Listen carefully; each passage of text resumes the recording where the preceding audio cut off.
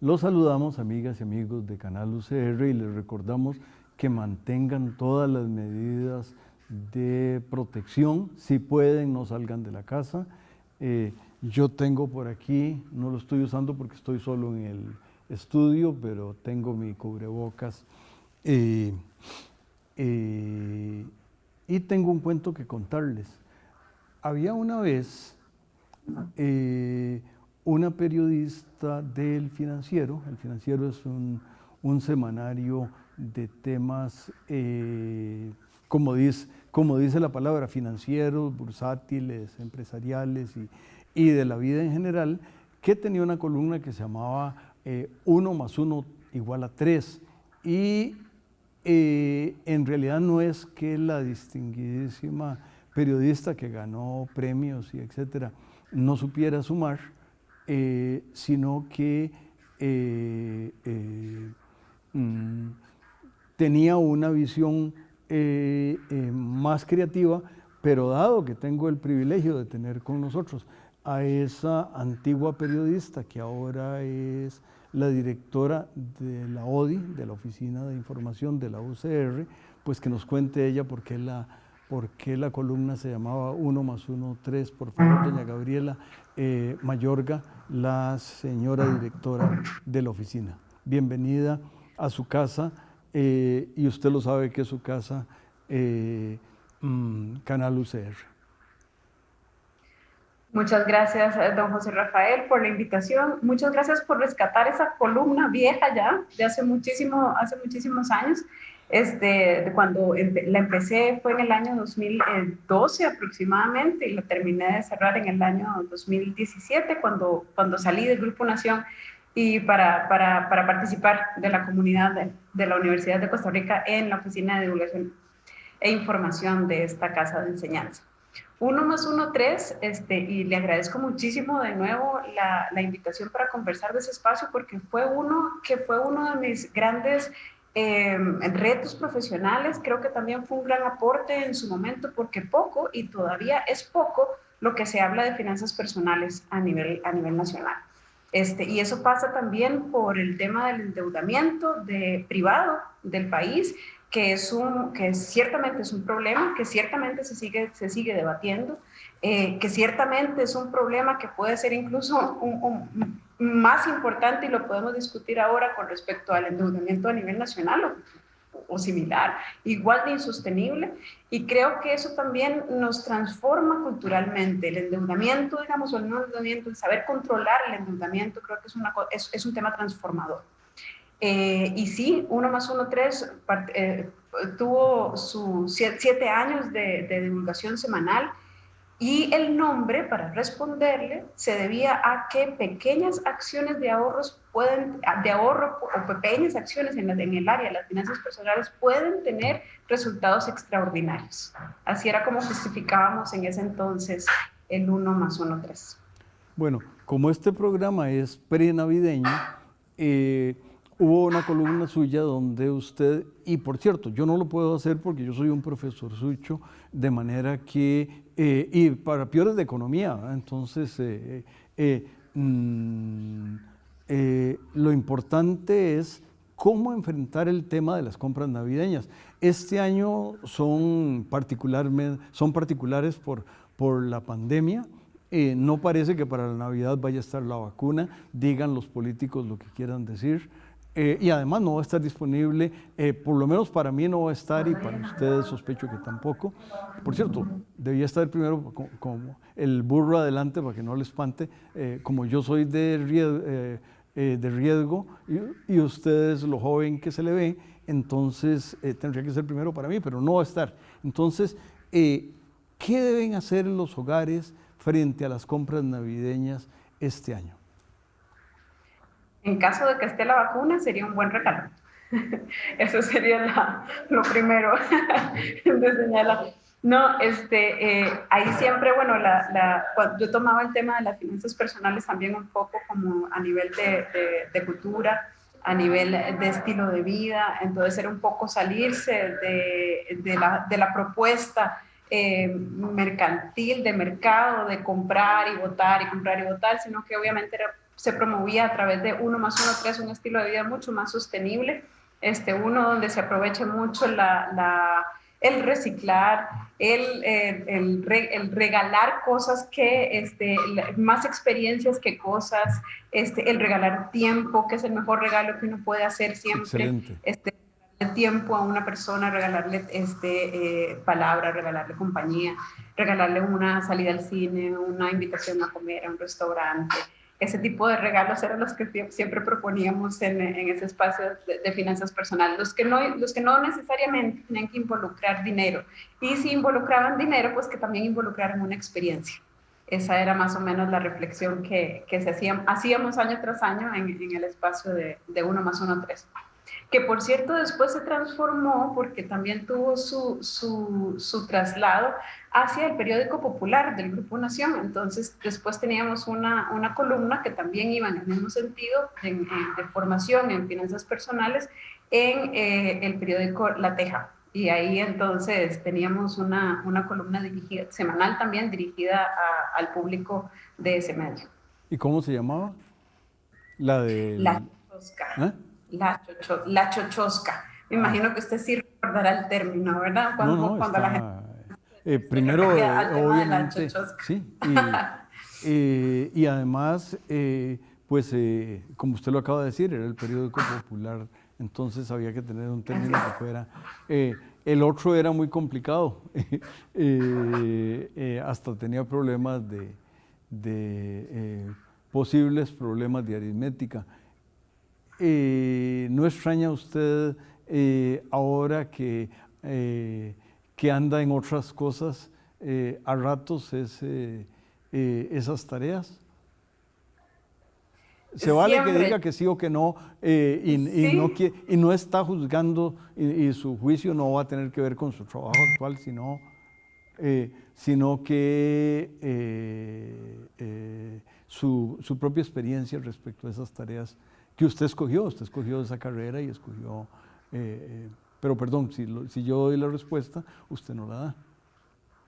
no me desligo. Siempre voy a trabajar yo desde que inicié mi vida profesional, ya hace casi 18 años, me he desempeñado en el periodismo económico.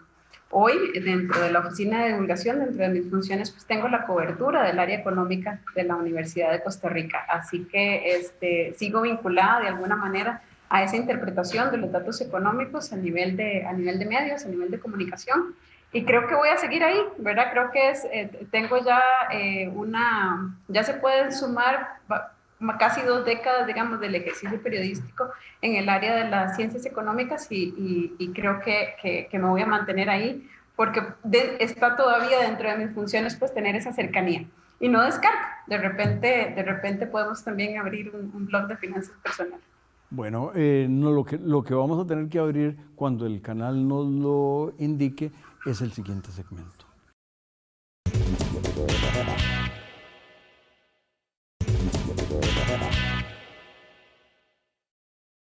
Continuamos, amigas y amigos, conversando con doña Gabriela Mayorga, la periodista que es la directora de la ODI, y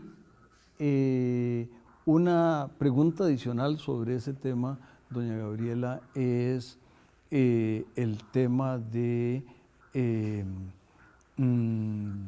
nos dio la versión de Chochosca y de 1+1, sí, 1+1, 3, igual a 3. Pero este año es un año especial. No le tengo que hacer dibujitos, creo, y usted tanto porque le da seguimiento al tema económico, sino también porque desde la universidad tiene una serie de cuestiones, pues mm, yo le puedo dar reacciones, pero otra vez, si contesto por usted, le quito la posibilidad y sus respuestas son mejores que las mías. Entonces, ¿cómo debe modificar los hogares? Y hasta pensemos en los distintos tipos de hogares. Este año, su proceso de compras navideñas.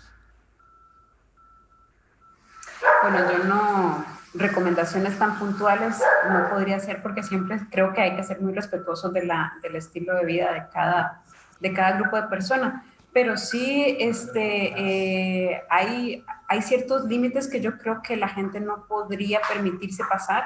Uno de esos es el endeudamiento superior al 60% de sus ingresos. Me parece que eso atenta, digamos, contra la estabilidad de una familia, de una persona. Durante mis años de cobertura en mediática, en economía, conocí muchos casos y así los reportamos de casos de endeudamientos extremos de personas físicas con tarjetas de crédito. Personas que acudieron a algunas figuras legales que existen actualmente en el país, que no son muy discutidas ni tampoco muy reconocidas, pero que los servicios existen. Son figuras de quiebra, de insolvencia para personas físicas, y obviamente estas personas en un 2x3 simplemente pudieron superar su capacidad de endeudamiento hasta endeudarse hasta un 200% de lo que ellos recibían como ingreso, a través de tarjetas de crédito que eran permitidas por el sistema financiero.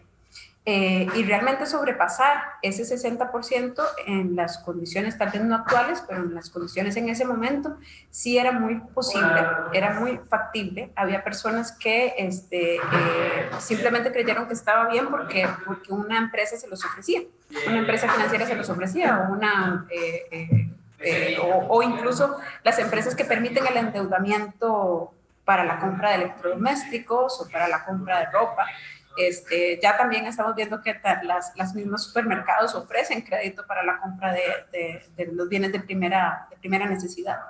Y ese tipo de situaciones, pues evidentemente empiezan a generar un nivel de estrés a nivel personal, a nivel familiar, que nunca termina, que nunca termina bien. Cuando hay un sobreendeudamiento en una familia, cuando hay un sobreendeudamiento en una persona, esa historia nunca va a terminar bien, ¿verdad? Siempre pasa por la salud mental de esa persona, por la presión social que eso supone, por un cambio radical en el estilo de vida, y realmente son pocas personas las que logran salir de ese ciclo de endeudamiento.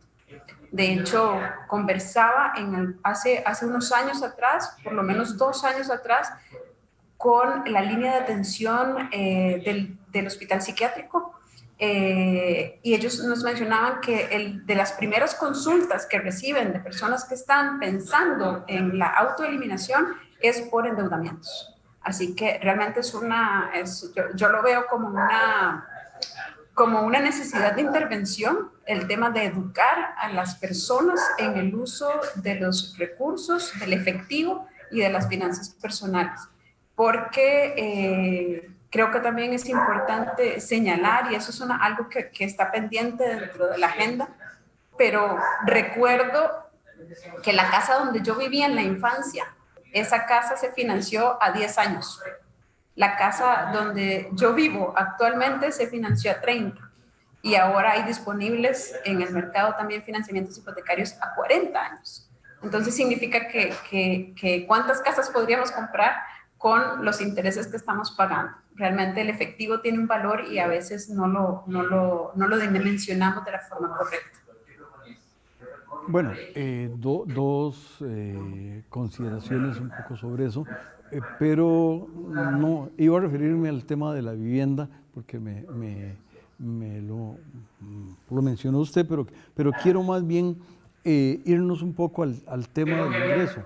Y creo que hay varias categorías. Yo voy a empezar un poquito. Estamos usted y yo, que somos funcionarios públicos, y entonces todos los 28, la universidad, con el rector que toque o con el vicerrector de administración que toque o lo que fuera, nos depositan. Entonces ahí hay, luego usted debe conocer colegas suyos, periodistas, que estaban trabajando hasta que ya no estuvieron. Y después, yo que antes iba una vez por semana al centro de San José, me gustaba comprar en las calles a la gente que tenía lugares y que además salía en carrera cuando venía la policía municipal. A mí me quedó un poco, me llamó la atención que esa sea la función de la policía municipal, correr a los vendedores ambulantes, que son gente que si no venden ese día, no tienen comida en la casa. Y entonces tal vez, no sé si usted quiere referirse un poquito, tal vez a esos tres grupos, el de nosotros, que creo que hay poco que decir, de los colegas que usted conoce o de la gente que usted conoce que se quedó sin trabajo, y nos queda un minuto, yo creo que vamos a tener que invadir el siguiente segmento, pero por favor. La informalidad, claro, es un problema país, es un problema que usted lo conoce muchísimo mejor que yo, por supuesto, en las dimensiones que tiene, en la pobreza que también esconde y también en lo que permite la informalidad, ¿verdad? Porque como sociedad no nos permite actuar como una única sociedad, sino que tenemos de repente diferentes tipos de ciudadanos y con diferentes posibilidades unos y con diferentes derechos otros. Así que la informalidad, por supuesto, que yo no podría referirme más que externar una queja doliente, digamos, sobre la existencia de esa situación. Con respecto al sector público, usted menciona, sí, efectivamente, el sector público también tiene una dimensión, un tamaño, unos derechos y unas obligaciones que yo creo que también son bien reconocidas por usted, por mí, por muchos de los que conformamos el gran servicio público que se le da al país. Y el sector privado, pues igual, también tiene sus condiciones. A nivel de finanzas personales, por supuesto que esas realidades son completamente distintas. Sobre todo en el sector público, y recuerdo perfectamente, y creo que todavía es así, el sector del magisterio es de los que mayor endeudamiento tienen, porque son considerados por el sistema financiero como clientes AAA, y estas personas se endeudan hasta el último 5 de su salario con ofertas a pago. Entonces tenemos un gran sector del magisterio de este país que sufre por tener un salario fijo, de las peores torturas del endeudamiento. Obviamente que para ese sector es también muy necesario el tema de las finanzas personales, que creo que es un tema pendiente aún, digamos. Está porque pendiente también, doña Gabriela. Poco hablado y poco reconocido. Está tan pendiente que regresemos una vez que el canal nos lo indique.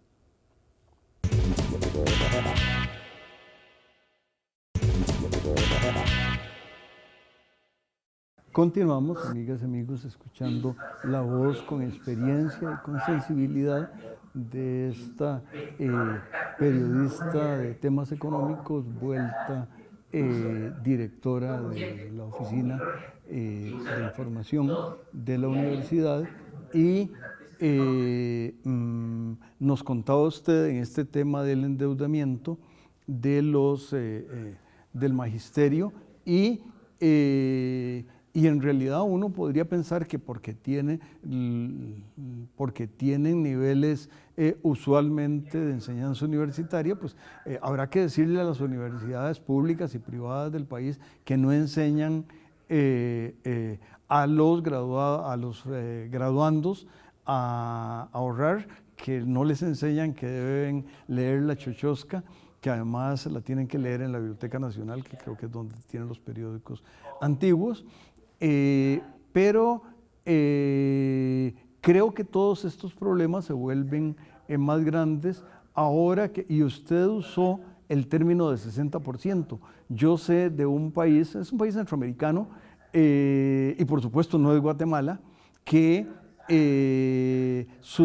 está endeudado, no con tarjeta de crédito, pero está endeudado de más de 60%. Y la gente de ese país no entiende que tiene que, las dos, la gente incluye a los que están en el gobierno y a los que no están, la gente no entiende que tiene que generar más ingresos, dígase impuestos, o reducir los gastos, dígase lo que se diga, y esa es, por cierto, una de las más difíciles. Pero este año si la economía decreció en 5% o en 4 o en 6, la verdad es que el dato no es tan importante como cuánta gente no tiene trabajo. Me parece que el gobierno hizo una buena tarea con el programa Proteger, pero es obvio que el gobierno que fiscalmente está con una mano atrás y otra adelante, sacó de donde no tenía, pero yo creo que ya no tiene más, y diciembre, que son los gastos navideños, es lo que sigue. Y le quité casi la mitad del segmento. Por favor, ahora usted. Sí, diciembre siempre es un reto para las finanzas personales, siempre lo va a ser, porque evidentemente es un mes que está muy, muy comercializado y ahí solemos tener pues algunos gastos, pero lo importante, siempre recomendábamos en 1+1=3 o en el espacio de la chochosca, pues tener un plan de gasto, ¿verdad? Y acogerse a ese plan de gasto. Si me voy a comer una cantidad X de tamales, pues voy a reservar de mis ingresos de noviembre y de octubre, noviembre y diciembre, pues un porcentaje de eso para poder comprar los tamales, hacer los tamales, etcétera. Entonces hay que tener un plan de gasto. La recomendación es tener un plan de gasto muy acotado y respetarlo. Y no usar la tarjeta de crédito para los gastos de fin de año. Entonces, esa es una recomendación muy sencilla, es una recomendación muy puntual.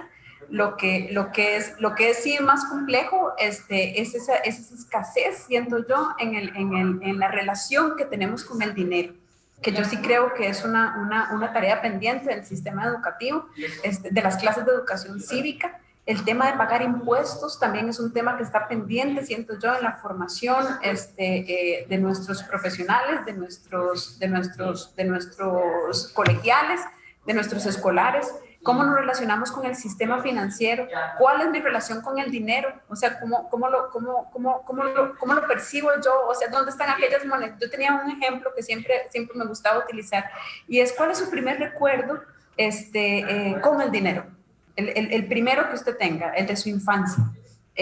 Mucha gente suele recordar alguna ollita con menudo que tenía la mamá o el papá encima de alguna mesa, y qué valor tenía ese menudo, para qué se utilizaba, o si era simplemente como basurilla que se escondía por ahí. Ese tipo de cosas es como necesario recordarlas y hacer como memoria de cómo yo me relaciono con el dinero, porque muchas veces suele ser como desperdiciado, ¿verdad? Como ese menudillo ahí.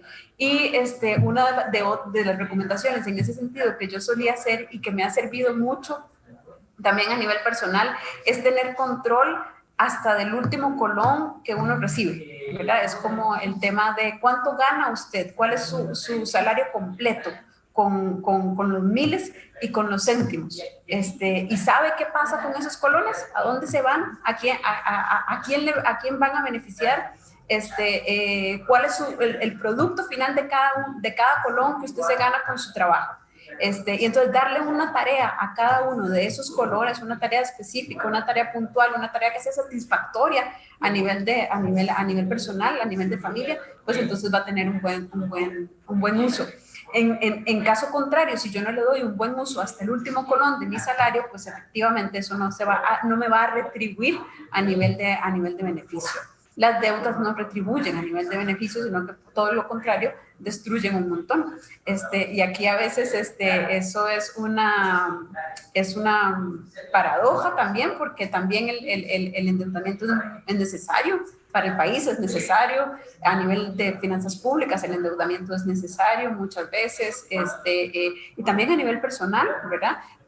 Cuando uno quiere hacer una compra de un bien duradero, muchas veces el endeudamiento es una gran oportunidad, pero es un tema que hay que administrar y hay que saber atender con sabiduría. Y creo que esa sabiduría, la generación de esa formación en finanzas personales sigue siendo tarea pendiente.